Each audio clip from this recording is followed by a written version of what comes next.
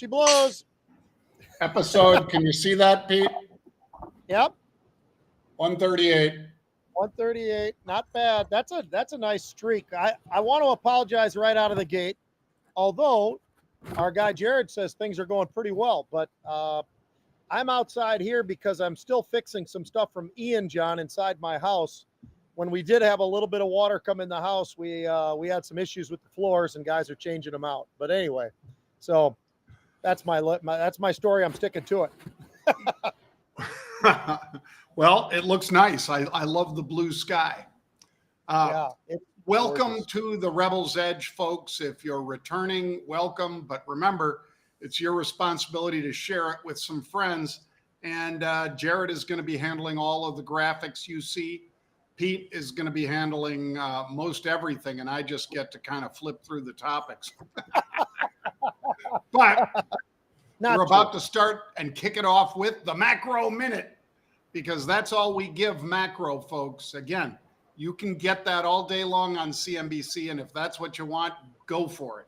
Here we go. The yield on the 10-year note, Pete, sliding under 3.6, but the 2-year back up over 4, like you said, and pushing to 420. So in other words, we've got that inversion extending, which means even more likely we're going to see a recession, Pete. Yep. And on top of that, John, we all know it's earnings season, but there's some earnings that are really kind of weighing on things right now. And if you check out what's really themselves from a macro perspective, you can actually bring it down to the micro and look and see J&J, despite the fact their numbers were extremely strong. Goldman Sachs, which was down a little bit as well, being pulled a little bit. That's what I'm seeing from a macro perspective, John, because that is affecting the markets themselves. Yep, always does. You're exactly right, Pete. So let's dive into fantastic futures. Fantastic futures. Nice. Fantastic. What do you got, man? Well, I am very happy, by the way, Pete. I'm happy that I'm going to get a much faster internet up here in our place in San Juan. That's what I'm happy about. So let's take a look. Uh-oh. I think we lost John. Harry's back. We did. Oh, am I back? Oh, all right. You're back. Well, he's back, baby. Here's what we got to focus on, Pete. Frozen concentrated orange juice. Frozen OJ is up big on the year, and it's up big again today. And remember, the Duke brothers tried to corner the market on it way back when.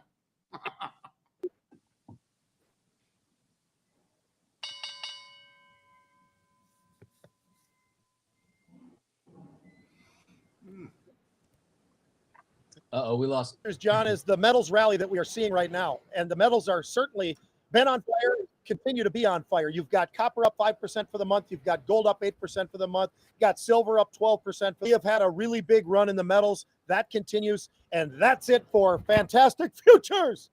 Fantastic Futures.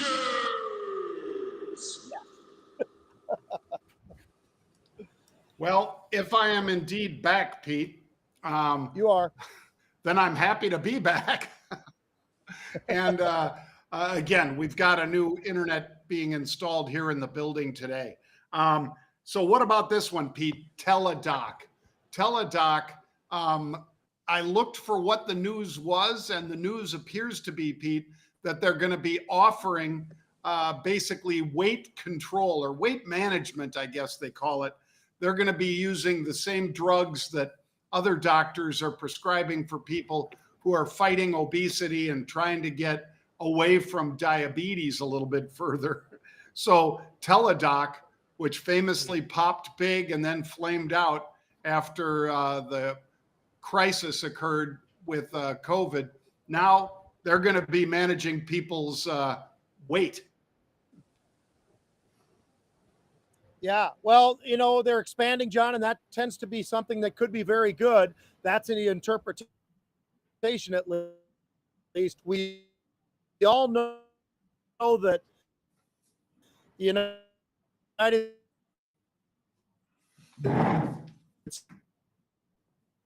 States and the world is getting heavier. There's a lot of different drugs out there, whether it's pharmaceutical field as well. So it's February. It was a $23 stock in March.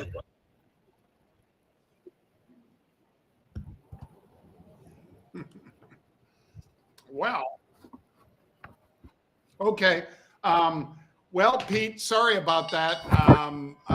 I know Pete had a lot to say, and I guess we're having some connection issues today. Sorry, Pete.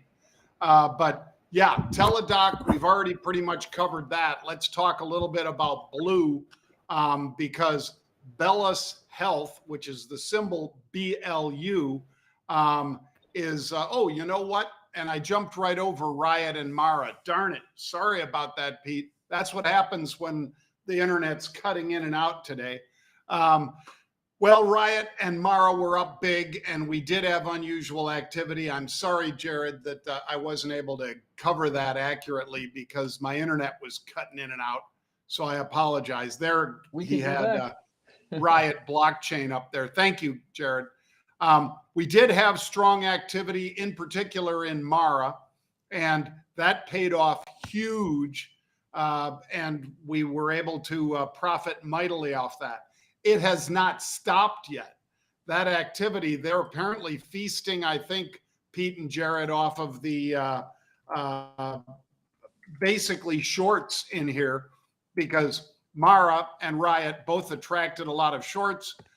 They were up double where they're up right now. They were up about 7% again today, but they've both given back about half of that. So we will keep our eye on that.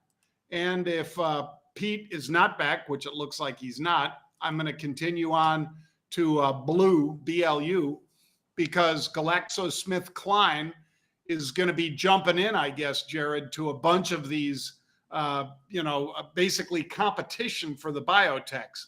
Now, they're proposing a multi-billion-dollar takeover of Bellis Health, and that caused GlaxoSmithKline to be going down and Bellis, or BLU, to be going up. They've got treatment for a chronic cough that I guess enough people have that this is a pretty lucrative treatment. It's already in phase 3 trials. And you guys know, when Pete and I talk about it, that you've got phase 1, phase 2, and phase 3.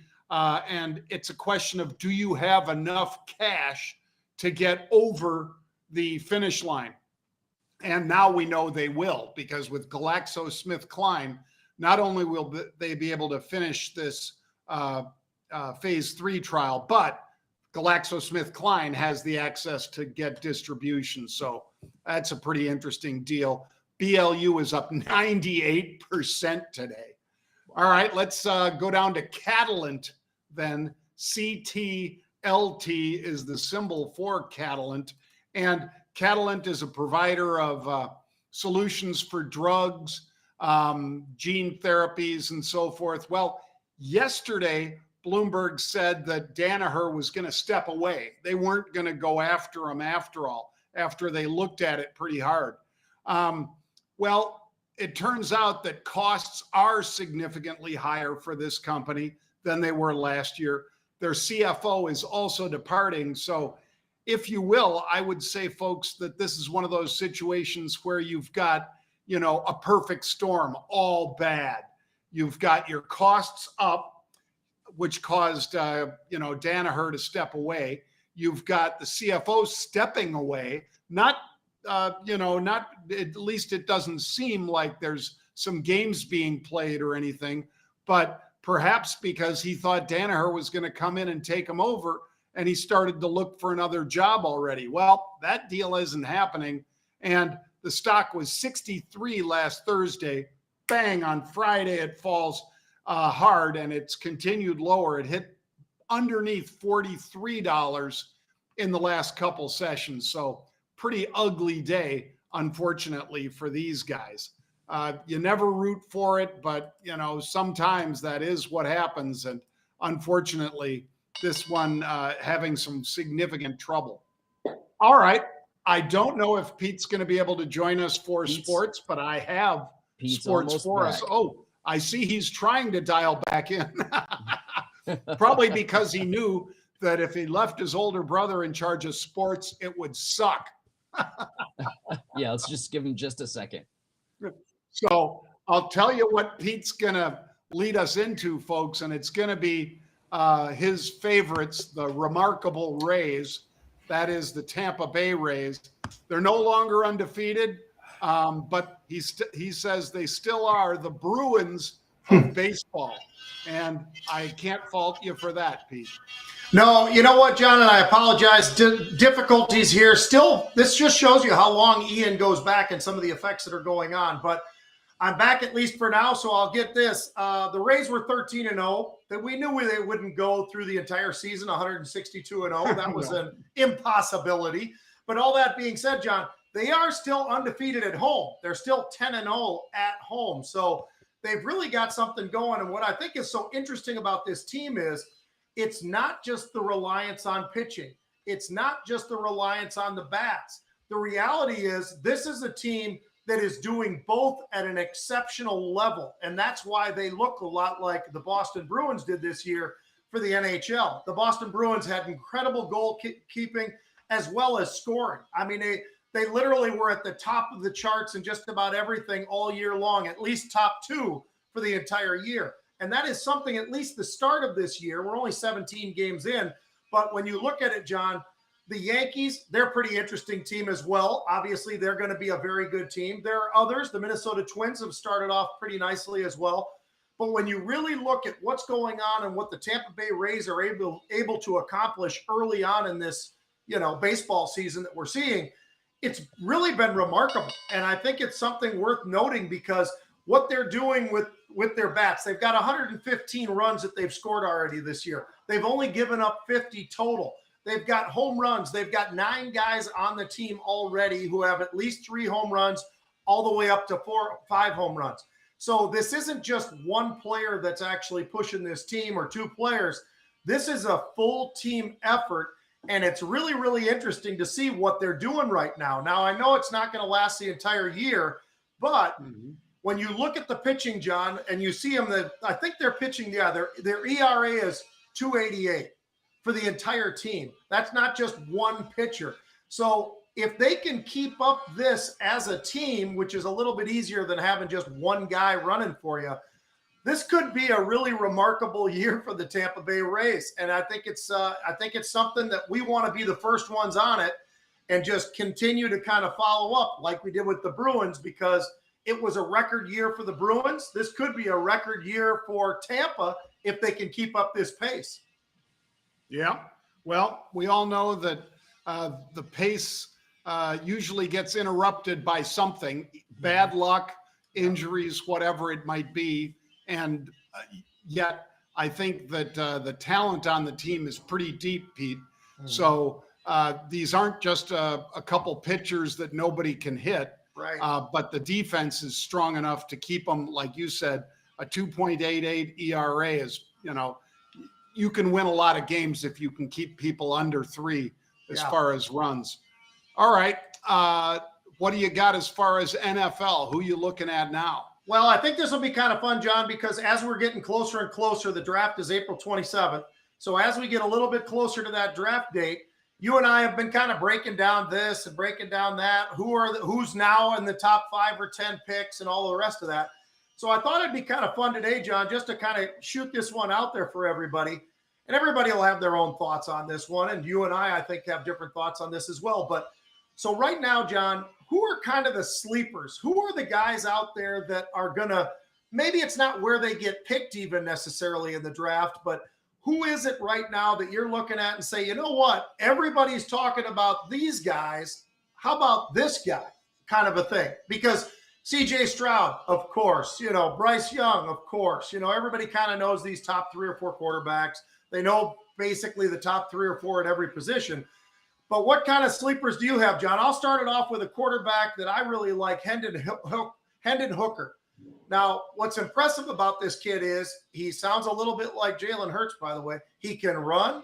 He can throw. How about his numbers before he got hurt this year, John? He had 27 touchdowns, 2 interceptions, and he finished the year with a 69% completion. Nobody's even close to him. I mean, it's amazing how far ahead he is of everybody else. He got that injury. He couldn't play the rest of the year.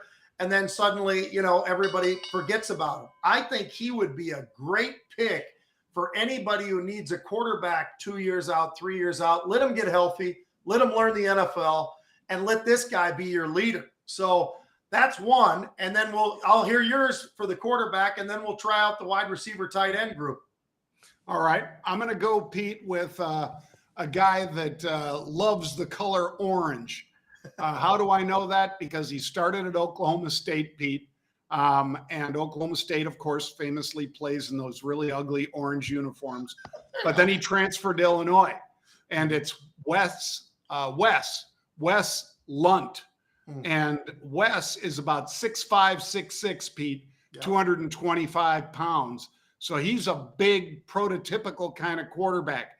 He's not all, this is not a real rip on Tom Brady because obviously he's the GOAT. But he doesn't look like Brady. He looks much more fit. He looks like he could be, a tight end almost, Pete. I know 225 is small for a tight end, but he's built well, strong, got a great arm, played as a true freshman at Illinois when he, started at Oklahoma State, signed there, but then transferred into Illinois and put up some very impressive numbers. And we both know that he did a great job against teams that they weren't supposed to beat. Right. So I could have picked, a couple other guys. The other guy that I had my eye on, quite frankly, Pete, was, the one that you and PJ Fleck liked, Cooper Rush over at Central Michigan. But, I think this is one that you kind of put in your, you just take a look and say, well, maybe there's some good stuff there. Yeah. And you and I both were talking earlier. We were talking about Stetson Bennett. I mean, you know what? Who's talking about the guy? Nobody. And yet, this guy had an unbelievable year. Was it the people around him? Probably helpful, no doubt. They had great receivers, great linemen, great running backs. But there are some sleepers out there, John, that actually are players, I think, even at the next level, even if they're not quite the prototypical size and everything. There's a lot of different guys out there that could be great sleeper picks. Okay, how about on the wide receiver tight end side of things, John? I'm going to throw a guy out there for you that he didn't light it up when it comes to touchdowns, but how about this? Tucker Kraft. Nobody knows who he is. He played at South Dakota State. Nobody ever really gets a chance to see South Dakota State. It's a really good football program, very much like North Dakota State. They've got players that are going to go to the next level. They maybe were overlooked coming out of high school, but boy, did they perform when they actually got into the big stage for college football. So this kid as a tight end, John, 6'5", 255, he's a 4.6 40 guy. When you look at his numbers, they are all very close, if not better than most of the competition that everybody else is looking at right now, saying, well, you could get this guy, you could get that guy, you could go to Notre Dame, you could grab all those other players that people actually talk about. But I'll tell you what, this kid is definitely worth it, John, because he's one of those guys, just like everybody in that particular league, they work harder. They are trying to prove to everybody that they screwed up. Why didn't he get a scholarship to Nebraska? Why didn't he get a scholarship to Iowa or the University of Minnesota? He goes to South Dakota State and has an incredible career. He had 1,100 yards on 92 catches. He did a really nice job, a heck of a blocker. And people are starting to realize that tight ends really do matter, I think, in the NFL. Well, that's a fact. They do. And like you've said all the time, they should definitely be targeting them more.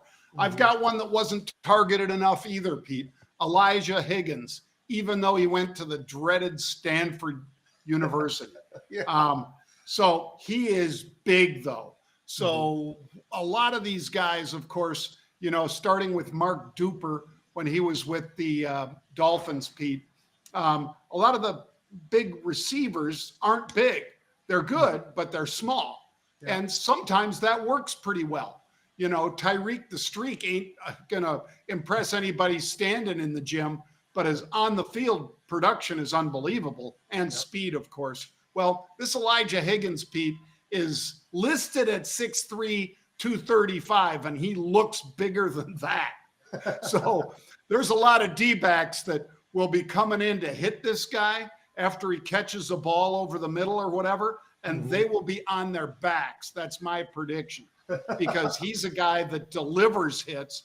He was only targeted, like I say, or I don't know how many times targeted. That's not quite right. He only had 45 catches, Pete, but that could be the quarterback's problem, not his. Yeah. Because I would have found this guy a lot more often at Stanford than the quarterback did. But Elijah Higgins, put him on your board and see where he goes, folks. Yeah, there are some players out there that are worth looking at, and the tight end at Utah is one of them that people do know a little something about because of the fact that the team did so well last year. But I'll tell you what, John, there's some hidden gems out there, and if you looked during the free agency this year, a lot of tight ends moving around and a lot of tight ends getting a lot of money, including the Minnesota Vikings paid a tight end to come in as well. So there is money out there, and these tight ends are worth looking at, and it's kind of fun to see who are some of the sleepers out there, because they will be big names at some point into the near future.